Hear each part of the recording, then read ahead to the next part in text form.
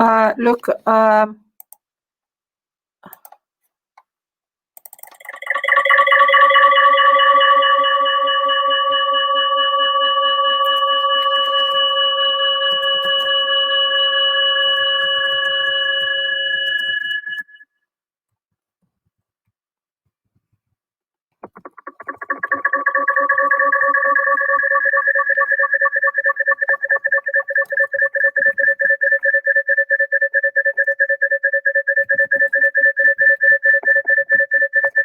Nikki, I think we are already online. Can you mute your microphone?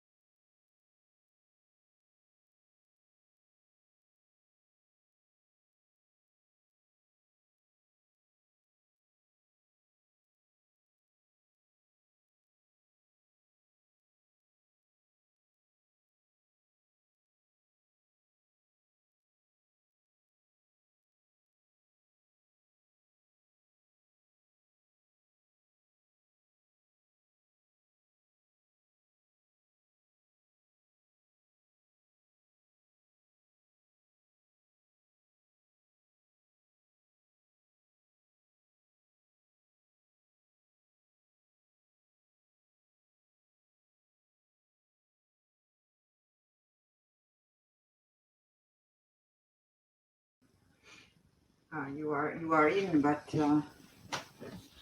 okay.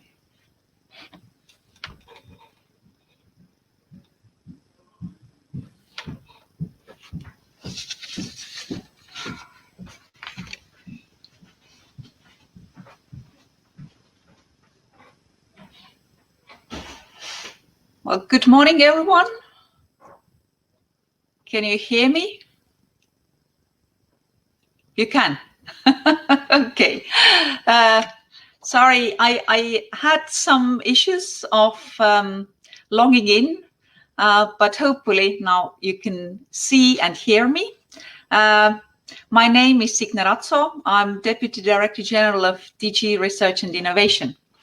And I'm really happy to now to welcome you into this session, which is called Increasing the Impact of EU Research and Innovation with Social Innovation. And it is a co-creation workshop. So all of you who have joined us online have a possibility to influence the outcome and to have your say. Now, we are in the process of co-creating Horizon Europe, which is the next European framework program for research and innovation. Horizon Europe would serve 4 strategic orientations: resilience, sustainability, circularity, and inclusiveness.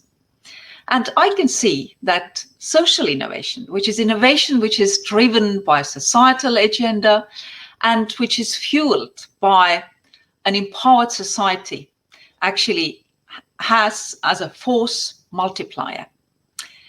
Indeed, social innovation definitely offers a democratic means to leverage the immense power of local communities, but also that of academia, of businesses and public authorities to solve the problems that Europe faces, to solve the problems that people can see in their communities, in their regions, in their cities. It's a tool that can create new value with innovation which is rooted in science, in technology, in society. And it can also usher really novel social practices that would serve ecological, social, and also strategic agenda of the EU. Now, if you are taking part in this co-design sessions, I suspect that you already have similar views. But what I'd like to say here is also a word of warning. Let us be careful not to oversell social innovation. But what we can discuss here today is namely when can social innovation help us deliver on the 4 strategic orientations of Horizon Europe? When is social innovation a must-have? And when is it merely nice to have? Clearly, when social innovation is a must-have, then how do we integrate social innovation in Horizon Europe? This is what we'd like to discuss with you today. And also, how can we ensure that social innovation supports the priorities set by the von der Leyen Commission? How can we make certain that it also supports the European Pillar of Social Rights and the Commission Action Plan on for social economy to enhance social innovation, which is planned for 2021. So this is, so to speak, our modest task today, but also in the coming days, to write up our proceedings for publications. And with that, I'd like now to leave the floor, or the screen actually, to Olivier de Schutter, who is a renowned social innovation expert, professor at University Louvain and also Sciences Po. Please, Olivier, the floor over to you. Thank you. Very warm welcome to all, and thank you to Signe Razzo for these very encouraging words of introduction. This seminar, this session, will try to explore the potential of social innovation to achieve a number of aims of the European society to ensure that we move to a fair, resilient, inclusive and sustainable Europe, as Signe Razzo reminded us. Now, it's important perhaps to set out as a framing of this session that technological innovation is vital, but we feel that it often suffers from some limitations due particularly to the very strong path dependency of technological innovation in research and development.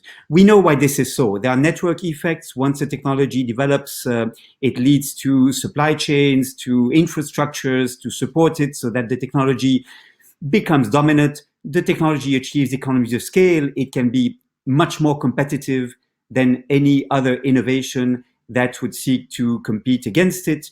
We know that sunk costs result in certain technologies being privileged and never being questioned later. And we know that when a technology has been developed, this leads to invest more in optimizing the technology rather than questioning the broader design as a whole, the system within which that technological innovation fits. And so as a result, technological innovation is very path dependent. And for example, we shall question whether cars can be made more efficient in the use of fuel without questioning the design of cities and our ways of moving around. Moreover, there's a very strong link between technological innovations and developments on the one hand and lifestyle choices, routines of users that may stabilize certain technological pathways. For example, as cars become more efficient, we use cars to commute, to work, to bring children to school.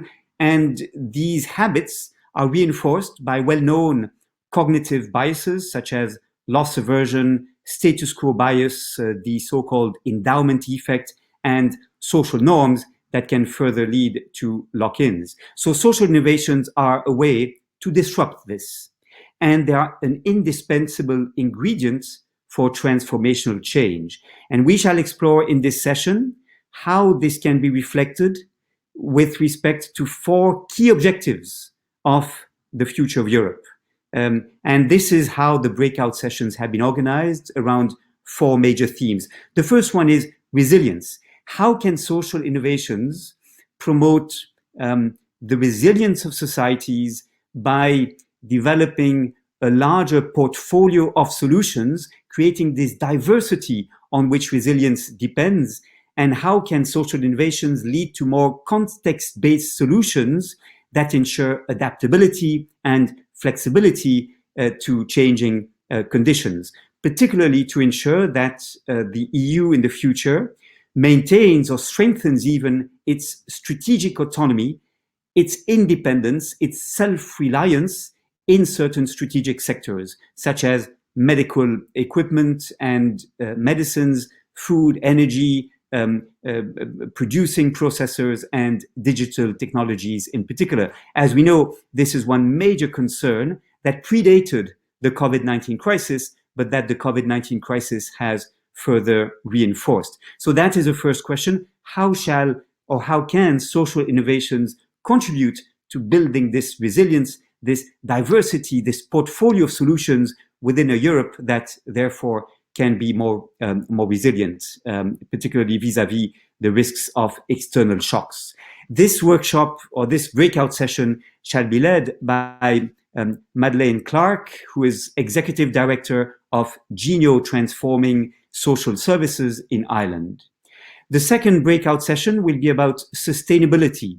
And here the question is, how can social innovations help restore ecosystems and biodiversity, lead to a more sustainable management of resources, given that social innovations can promote lifestyle changes in areas such as food, housing, mobility, energy. Lifestyle changes may be essential to avoid rebound effects that may result from technological innovations. For example, again, if your car becomes more efficient, you may travel longer distances, use your car more frequently, simply because your car has a better performance. Social innovations also can avoid burden shifting. In other terms, higher reliance on low-cost imported goods, where locally produced goods are too expensive as a result of the imposition of more stringent environmental standards. So many technological prowesses, many technological advances can be annulled, neutralized, unless lifestyle changes accompany these technological advances. And that is how social innovations relate to sustainability. To lead this breakout session, we shall have the benefit of the presence of Dr. Flor Denise de Araujo Avelino, a member of DRIFT, the Dutch Research Institute for Transitions in the Netherlands. The third breakout session will be about the contribution of social innovations to circularity. How can social innovations ensure that waste become inputs, that we decouple wealth creation, GDP growth, from ecological footprints? This requires greater resource efficiency and recycling techniques, green technologies, but also social norms about recycling, about sharing, and the shift to a service-based functional economy. Social norms about the reuse and the repair of consumer goods. And these are dependent on social innovations, new ways of doing things that can result in new routines being established that support the quest for a more circular and resource-efficient economy. That workshop or that breakout session will be led by Dr. Antonius Schröder from the Technische Universität Dortmund in Germany. Fourth and finally, we shall reflect in a fourth breakout session on the contribution of social innovations to inclusiveness. And here I'd like to highlight two aspects. First, social innovations can allow new solutions to be inspired by the inventiveness of local communities, like Signe Razzo just emphasized, and especially by people living in poverty. Recognizing their contributions, acknowledging their innovations can be a very powerful tool to value groups that otherwise may be marginalized, and here become the authors of the solutions for society. And for example, the resurgence of the urban commons with the Beni Comuni movement in Italy, with the Politica del Comú in Barcelona, with the European Commons Assembly is a very strong testimony to the power of social innovations to bring people together and to strengthen social capital within local communities. And the second aspect, the second relationship between social innovations and an inclusive and democratic society is that social innovations are open access and can be freely replicated from context to context, in contrast to technological innovations, which most often are fenced off through intellectual property rights and become the monopoly of the technology owner. So in that sense, social innovations are more democratic, they favor more equitable access, they favor a more widespread adoption of solutions. And this fourth breakout session shall be led by Diana McCullum from the School of Design and Built Environment at Curtin University in Western Australia. Now, each of these breakout sessions shall have 20 minutes to discuss how social innovations can contribute to these objectives: resilience, sustainability, circularity, and an inclusive and democratic society. And they will report back. Each rapporteur from the breakout session shall be given 3 minutes to report back. There may be 1 or 2 follow-up questions, so at most 5 minutes per breakout group. And then we will try to bring together the proposals made. The question is really, how can we support better social innovations so that their full potential is tapped? Let me close by one quote from the acceptance speech of Elinor Ostrom when she was awarded the Nobel Prize in Economics in 2009. She said the following: "A core goal of public policy," she said, "should be to facilitate the development of institutions that bring out the best in humans." And I think that is very much the objective we are pursuing. How can we enable social innovations to prosper, to develop, and to maximize the potential contribution they can make to these broad aims that we've outlined? So now let me invite you to join your breakout sessions, and let me thank our chairs of these breakout sessions and rapporteurs to moderate these sessions. Thank you very much. Also, many thanks, Olivier, and I wish you all a lot of success in the discussions. I guess it's quite challenging to have these breakout groups happening online, and I hope that the participants will also be able to join. And see you after the breakout sessions again. See you again. Bye.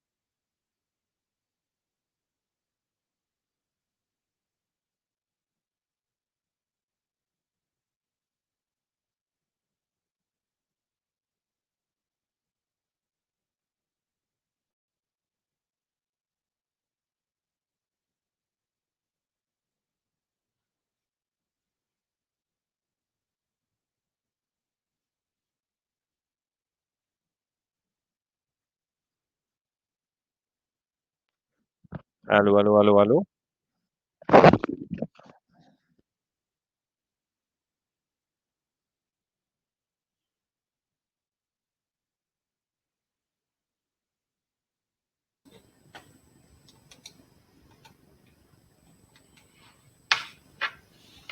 Hi, Olivier. I think we are still waiting for the breakout groups to conclude. Is that right? You have to unmute yourself. I was just in subgroup 1 and they were still active. I would imagine that it was a very, very short time that we gave them in the first place. Thank you. We shall have to wait for the four groups to close. I was listening to number 4, and they were closing also, but Okay. I'm not sure how we get a signal that everyone has closed. I guess Signe, they need to then enter into our session, because this is in this environment that they have to report. I just am not sure whether we see whom enters from which group, but I trust we shall be guided, Signe. Yes, Well, somebody is coming. I have communication with everybody, so I mean the managers of each subgroup can tell me when they're done. So I will ask that, and so we have an idea of the timing. But we are now 10 minutes over time, so yeah. Yeah, perhaps I think we have to encourage them. Perhaps you could encourage them to conclude and then join our session. Yep. Vasiliki just did this. We will see them. We will see them here, Yep. like we see each other. I would imagine. Yeah, they have to. They should be speakers as well. Yes. Yeah. Because But they No, maybe not I Vasiliki. enjoyed this privilege of a private conversation with you, Signe. Very good. No, they'll be coming back. Okay, just a second. Okay, and then I put my mic off for the moment.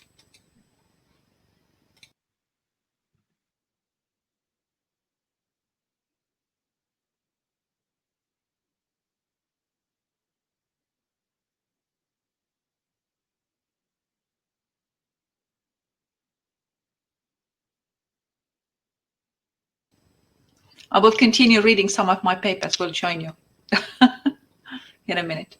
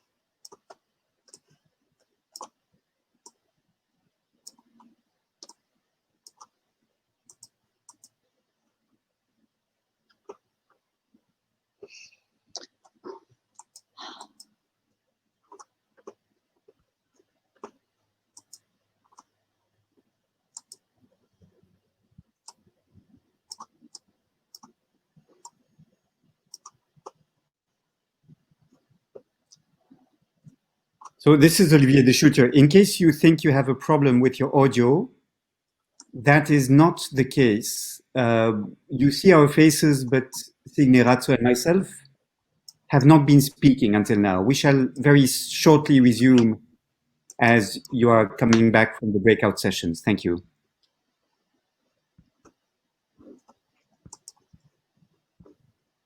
And maybe actually we should resume now. If Signe, you wish to welcome people back.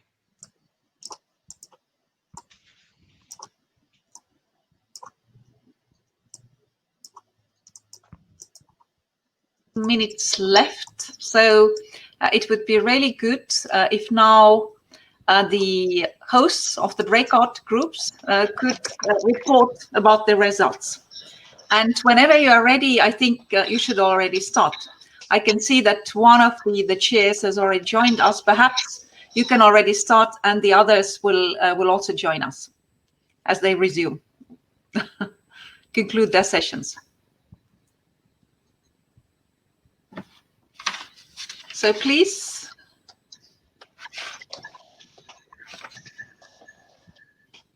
Dr. Avellino, you were chairing rapporteur of Group 2. Yes, now we can see you as well. Please, go ahead. Yes, we had some technical challenges in terms of hearing each other, but we had some discussion and we have experimented a bit on Mural. So I don't know if I'm supposed to show Mural, but I don't think that's necessary. And I also wouldn't really know how to share my screen on this platform. So let me just share a few things. We had a question about what does social innovation mean, which of course we could fill a whole day discussing that, but we had two definitions. One is a very broad definition of social innovation as changing social relations involving new ways of doing, thinking, and organizing. And then there is a bit more specific definition from the SIMRA project about social innovation as the reconfiguration of social practices in response to societal challenges, which seeks to enhance outcomes on societal well-being and necessarily includes the engagement of civil society actors. And one thing that we seem to agree upon is that social innovation is very important for sustainability. Because it really brings in the human-centered approach, looking at what was also introduced by Olivier de Schutter, that it brings in this issue of the lifestyles, but also the political, the economic, the role of human beings in all these changes.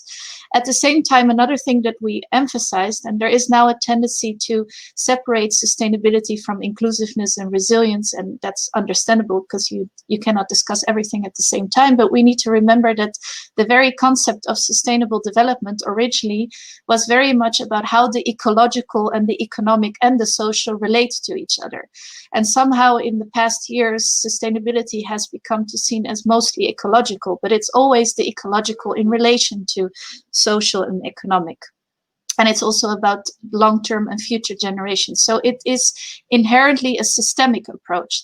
So it is important to remember that while on the one hand emphasizing that social innovation is necessary, we really need social innovation, it's not sufficient, because social innovation can only contribute to sustainability transitions when it really challenges and alters the structures and institutions that are currently reproducing systems of unsustainability.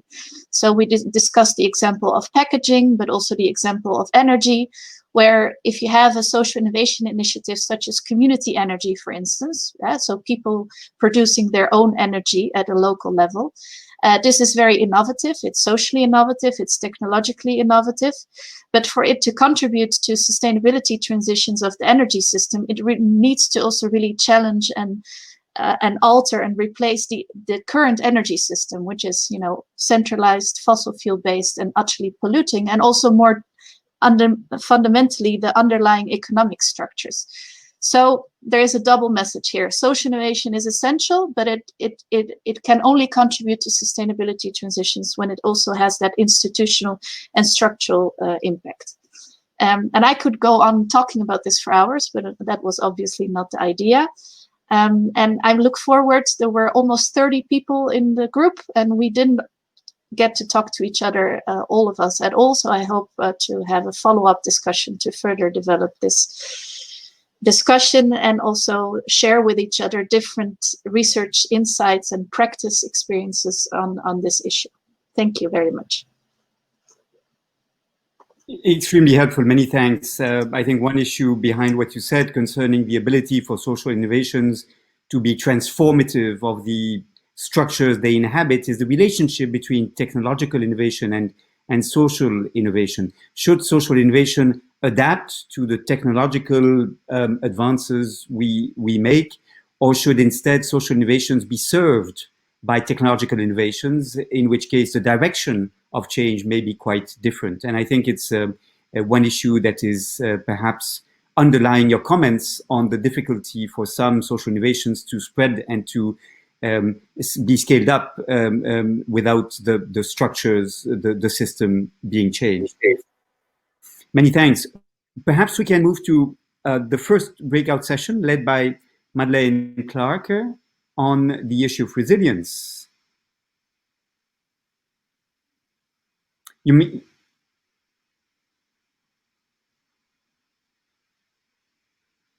Madeleine Clark, are you able to speak? Is this you I'm seeing? I don't see a name in front of. I guess she had a problem as she logged from my account. But I hope she will get some guidance. Indeed. We saw her definitely. I'm still with one face, not with two faces. But no, indeed, very good. Thanks for the reminder. No, I suggest we then move to Antonius Schröder, who was leading the third breakout session on circularity.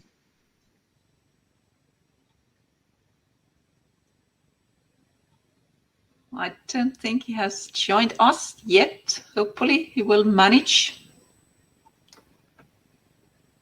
In that case, let us try Diana McCullum, rapporteur for breakout session 4 on inclusiveness. Diana, the floor is yours.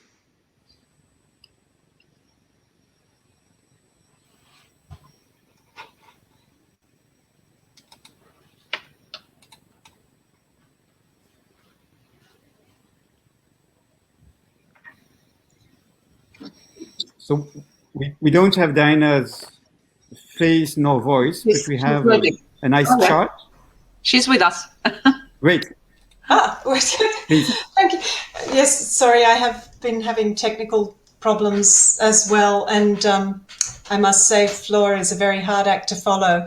We had a very different session in Group 4, which was very much more based on using the mural to brainstorm ideas for potential challenges that social innovation research could help to address. And thank the mural, I will share it.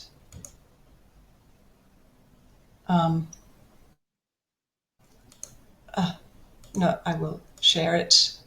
I think is. Yes, we can see. Can you now. see? Yes, we can see it now. Can you see this? Yeah. Please go ahead. Okay, I'm sorry. This. Oh dear. This platform is very new to me. Can everyone still see? I must be seeing something different from. I'm sorry. I'm taking up time.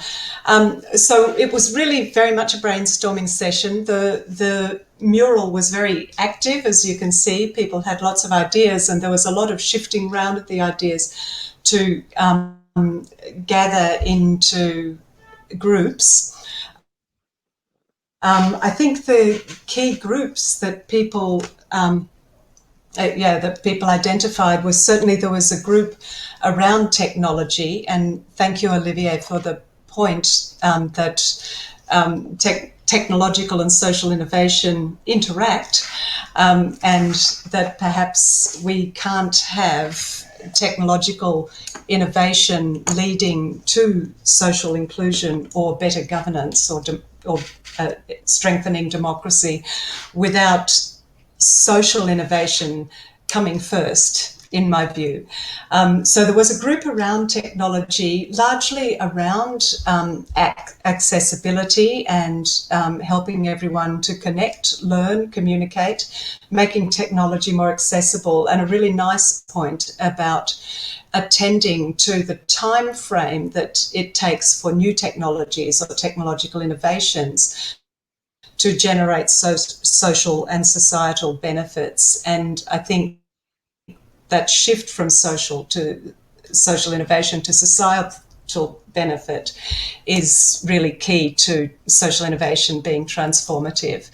There was another group around business, not only simply around social entrepreneurship and social enterprise, but by thinking about social innovation in entrepreneurship as a way to better link civil society to business, develop new types of business models, support rural development, perhaps help to make better use of natural resources.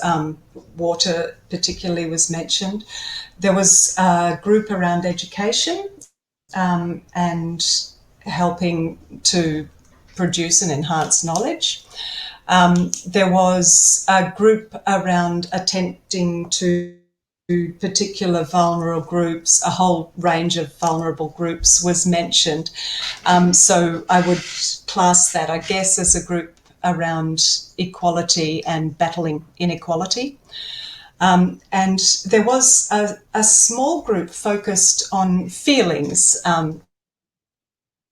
promoting research that promotes empathy and inclusiveness in the sense of preventing or mitigating people feeling left out, and so challenging isolation and perhaps mental illness. And then there was quite a large group around and research into social innovation, and more connected with local and community forms of knowledge in civil society.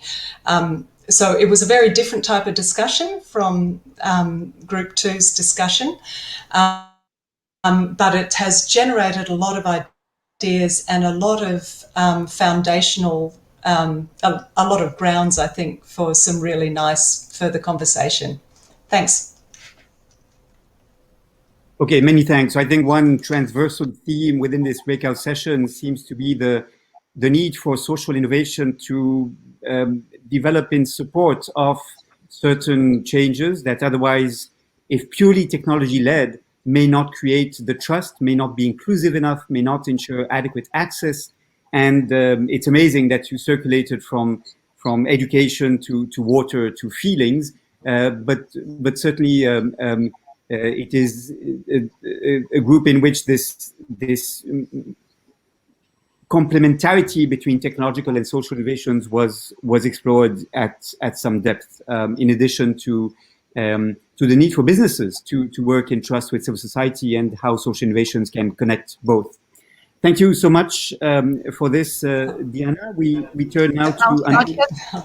Sorry, just before Diana leaves, I'd like to thank you for joining us, particularly as you joined us from Australia.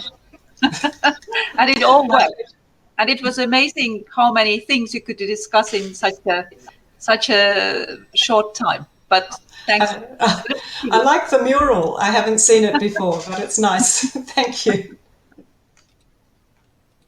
Thanks so much. So let me propose that we move to the next breakout session. We shall try to be as concise as possible. May I ask, is this Madeleine Clark whose face I'm seeing? Yes, hello. Can you Well, hear? then perhaps we can, hello, we can perhaps turn to you then. And you were leading the first breakout session on resilience, and the floor is yours, please. Thank you very much. And my apologies for my late entry. Technical problems were overwhelming the group indeed. So I should start by saying that the problems were so challenging that it did inhibit the contribution, and there are indeed very good contributions that need to be made. So so on behalf of the group, I must ask that there is another way found to capture these contributions, because people had difficulty in that particular session in accessing. But just a couple of concise points, because I know time is short, that may be usefully shared. So we see this as you know, an opportunity for social innovation that has never arisen before, because all the world looks now to social innovation to see what can we learn from the innovation that has been happening to tackle the problems that face society, that are, of course, much bigger in this pandemic than they have been previously. And indeed, the issue of the relationship between social innovation and, for example, industrial or economic policy is, how does one relate to the other? So within that context, we discussed the importance of the trust in technology and digitalization, and really, and this I forward as a personal view, given the difficulty of the participation, but that we might be best to see technology and digitalization as the means to the end, as something that can help us, rather than something that is a separate entity that is an end in itself. And in proposing that, we were thinking of examples like, you know, where big data can be mined to help us use resources, increasingly scarce resources, to better effect, to help hospitals respond better to anticipating patient patterns that will come, to help public transport be more personalized. There are many examples of how this can happen. And similarly, I think we have tended to look at technology coming as a threat rather than a help. So rather than seeing technology as something that is replacing labor, that we indeed use the human labor to do more sophisticated and more fulfilling roles, using technology to help us to do that. And maybe to find ways that we can trust rather than be fearful of technology, which is very important. And then just, I suppose, one big point that might be usefully shared is perhaps this is the time for social innovation to be seen as not something that's on the margin of the rest of innovation. So, you know, we don't want history to look back on us as the time when we were tolerating so much innovation that didn't have to account for itself in terms of its contribution to society. So in other words, we should be looking at all innovation in terms of what is the benefit of innovation to society. At least we shouldn't be backing innovation that could do harm. So as a proposal for Horizon Europe and the role and the strong role that your DG can take, looking at the implications of moving towards a policy that actually challenges all innovation in terms of, firstly, it not doing harm to society, but secondly, how does this innovation contribute to building our resilience to meeting big challenges that have come and will come in the future? I will stop there, as I know the time is short, but I would encourage a way to capture some of the other very good contributions that were trying to be made at this session that we indeed missed and would love to hear.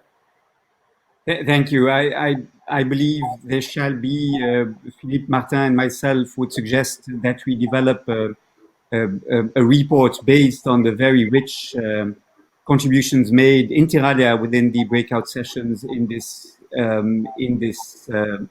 session, and we shall be in touch with this later. But thanks very much indeed, Madeleine, for these remarks that have been duly noted. Let us turn now to Antonius Schröder. Many thanks. Just one comment, a short comment. Many thanks on my behalf as well, Madeleine, for your very valuable contribution to these discussions. And as Olivier mentioned, this is actually, this workshop was meant as a teaser. And at the end of the session, we will also put up the link where you can still share your thoughts and your ideas. So that's not the end, actually, but just the beginning. Many thanks. Great, thank you, Signe. We now turn to the third breakout session that was dedicated to examining the contribution of social innovations to circularity and the circular economy. Antonius Schröder.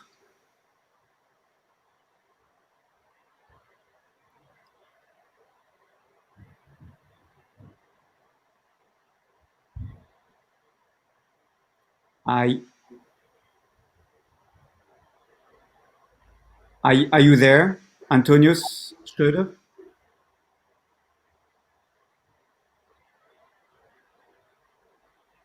I saw Antonius Schröder was contributing to the chat box, saying he was following the discussion. So I hope he was not suddenly kicked out or cut off. So from breakout session number 3 on the circular economy, Antonius Schröder, are you there?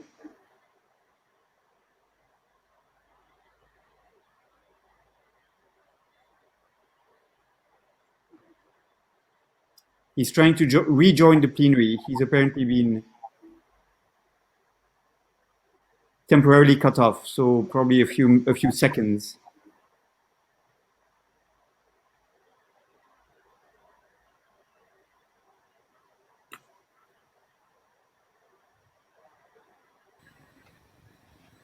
Now, I just wonder if while we are waiting, Philippe,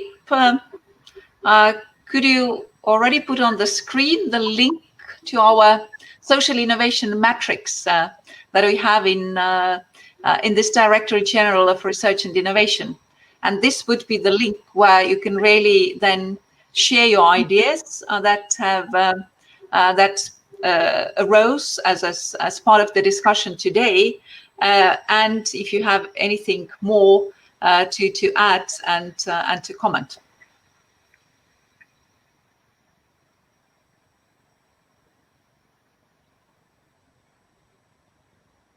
Okay, you can see that there was fruitful discussion in group 3 on circularity. So if you can hear me, just in going back to Signe's request, so I already put in a chat the functional email address to which we invite you to send an email expressing your interest in continuing the discussion. You would help us if you used the as a label the subject heading that I propose, so that we know which area you're especially interested in contributing to. And then we will,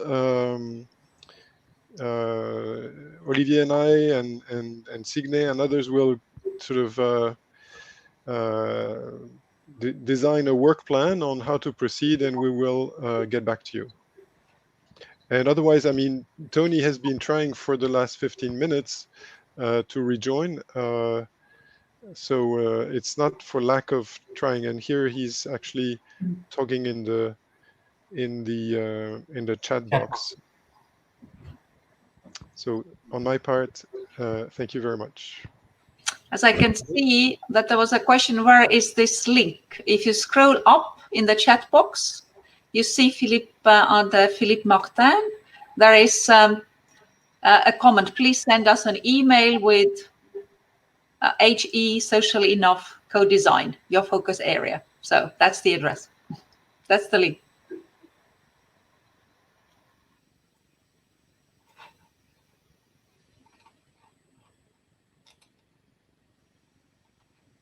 And so Vasiliki just listed the contributions of Antonius Schröder to social innovation through a variety of projects that were supported by the EU. Vasiliki, since you took part in the discussions in Breakout Session 3, perhaps you could just summarize in a few sentences what key messages came out of that, given that we seem not to be able to reconnect with Tony Schröder.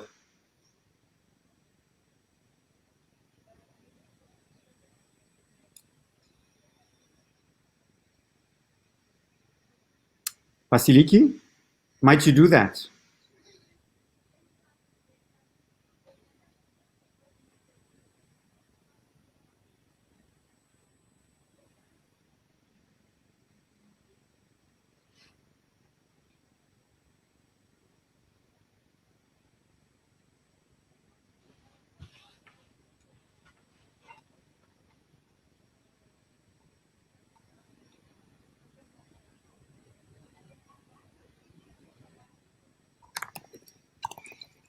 Vasiliki, are you hearing us? And can you contribute by just summarizing what came out from breakout session number 3?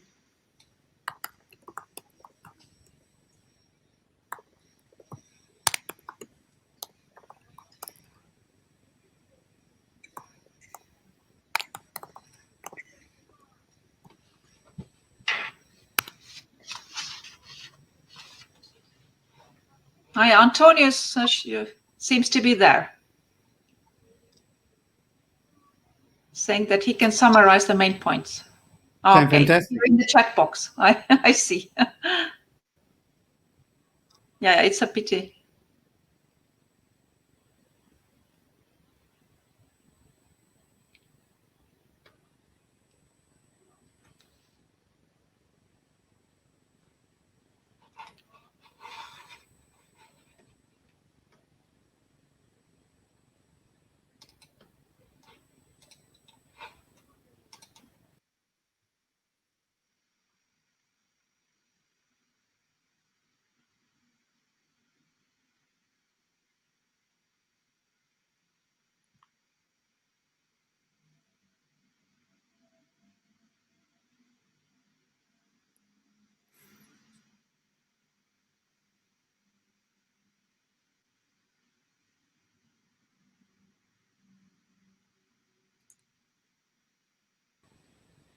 Okay, now I can see that Camille has put down the key points in group 3.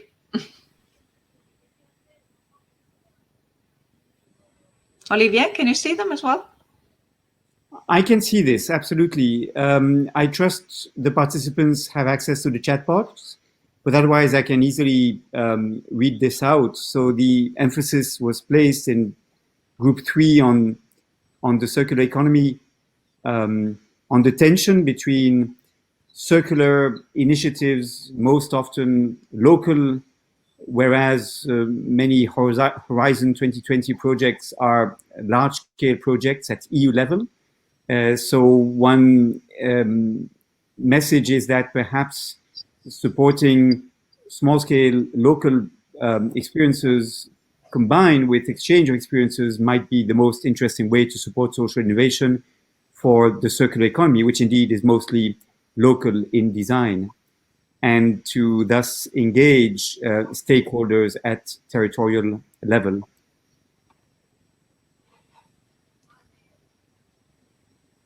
Okay, fine. Perhaps Olivier, perhaps you can share with us also your main takes of these discussions.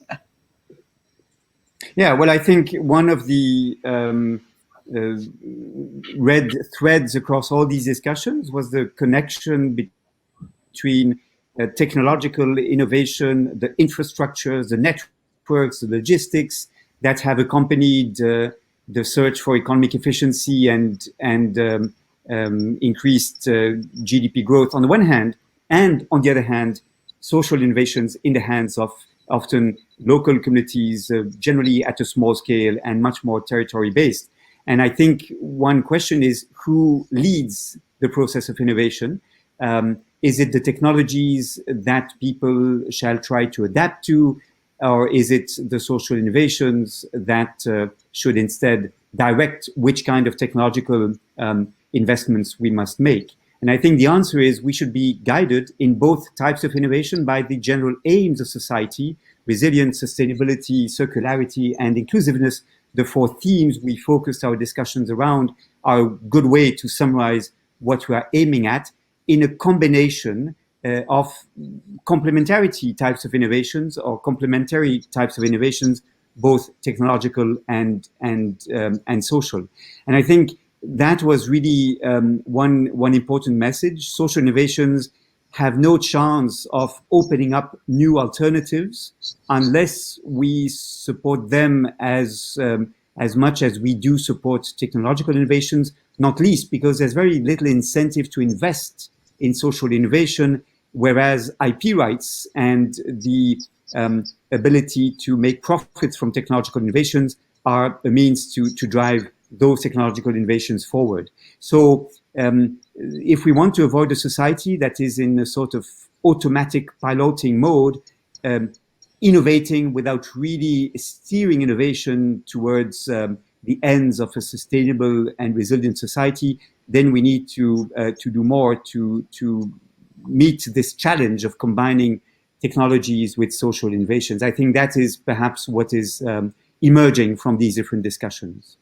Now, as Signe, you mentioned, we shall stay in touch with the people having participated in this exchange. With Philippe Martin, we shall propose a way forward, and perhaps a more robust paper could emerge from these very rich discussions that took place. And I trust that Philippe shall inform the participants of this follow-up. Over for me. Many thanks to all for your participation. Okay, many thanks, Olivier, for your really most valuable contribution to these discussions, and also your availability and willingness to continue with us this process. Many thanks to all the chairs of the breakout groups, the rapporteurs, everybody who committed to provide their ideas. Now, perhaps just in addition to this underlying message that you picked up, Olivier, from these discussions, I could perhaps add another one, which, as we've also seen on the basis of the discussions, that very often social innovation is localized.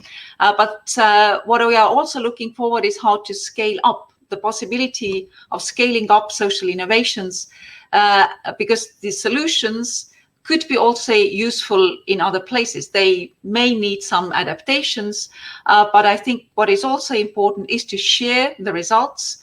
And as you know, we have an open access policy in Horizon program, so this could also facilitate sharing these important and valuable results with the others.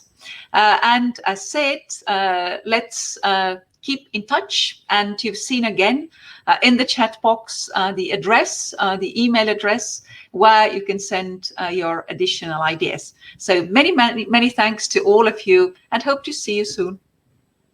Bye bye. Many thanks to my colleagues as well who joined in and facilitated the whole process. Many thanks, Philippe, to you and all the colleagues from the Social Innovation Matrix team. Thanks. Bye.